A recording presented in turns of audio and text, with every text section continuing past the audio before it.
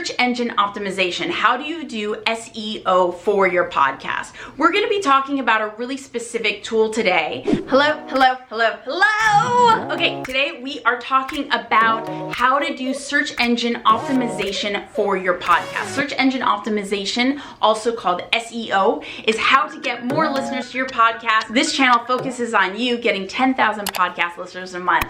So let's get into it. I've produced over 700 episodes. I've been featured on Spotify, on Apple, on Harper's Bazaar, and I'm so excited to share everything I know about podcasting with you. So, search engine optimization. How do you do SEO for your podcast? We're going to be talking about a really specific tool today. There's a paid tool called SEMrush. Alternatively, you could try using a free tool called Ubersuggest. Everything will be linked in the subscriptions. So let's just say we're going to our search engine tool, either SEMrush or Ubersuggest.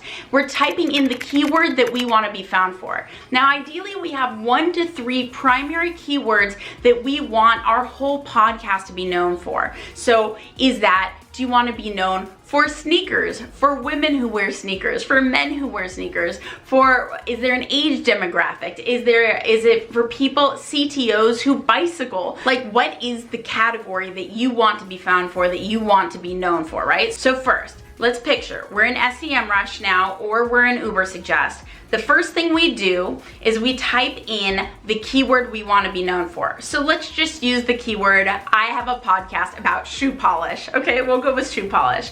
We type in shoe polish, we see how many people are searching for shoe polish a month, and we see what kind of questions they have. Okay, so now we have an idea of how many people are searching Google and other search engines for that particular keyword. Now let's bounce back to the search again and put in our website, our podcast URL, right?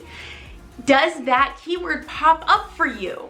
What are you popping up for? If you're not popping up for the keywords that you're intending to be found for, that means this is an excellent opportunity for you to create so much more content so that your podcast is indeed found. So how are we going to do that? Let's go back. We're going to put in shoe polish. Now you see there's a bunch of questions. If you're using SEMrush, right to the right, you'll see there's a bunch of questions on what the questions people are searching for related to that key term in Google and the other search engines, right? So you can see the different examples. Now you want to create your podcast episodes and the content on your website, maybe in your blog post, around those keywords, around those questions. So you want to be answering the questions that the public is asking. Now, if you only want a tool, more like a budget tool that is specifically for finding the questions people are asking on Google when they're searching in search engines, you want to use a tool called Answer the Public. Answer the Public is an amazing tool. Again, all the tools I'm talking about are in the description, so you could totally check them all out. Answer the Public is great. They also have a free plan if you want to check that out. And this is a great way to see what questions people are asking, so you could be answering the questions the public is asking, both in your episode titles, in your blog posts on your website, and if you have a YouTube channel, as the title of your YouTube channel, as well as in the description of your YouTube description, right? And so this is how you start to gain more and more listeners, because you could reverse engineer the number of people searching online. Maybe ask yourself, okay, what is 1%, really low percentage, what is 1% of that people? So let's say, again, people are searching for shoe polish.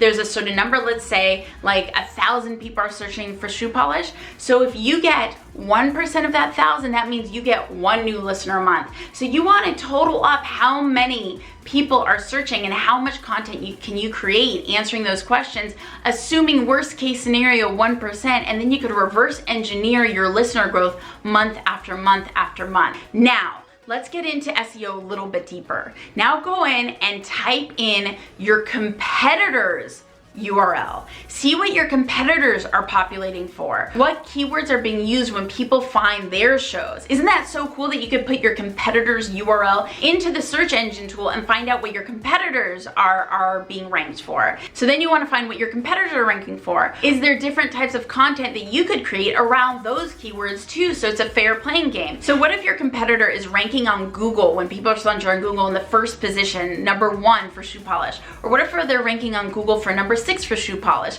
Or what if they're on number 56? You want to see how they're ranking, you want to see how your site is ranking for those keywords, and you want to do your best to rank the highest. Of course, isn't that always the goal? For me, search engine optimization, SEO, is like playing a video game. And as a kid, I was always into playing video games. So it's always like, I want to beat the levels, beat the score. So the more that you could rank for particular keywords, means the more people could find you, which means the more listeners you have to your podcast. What keywords are you trying to rank for?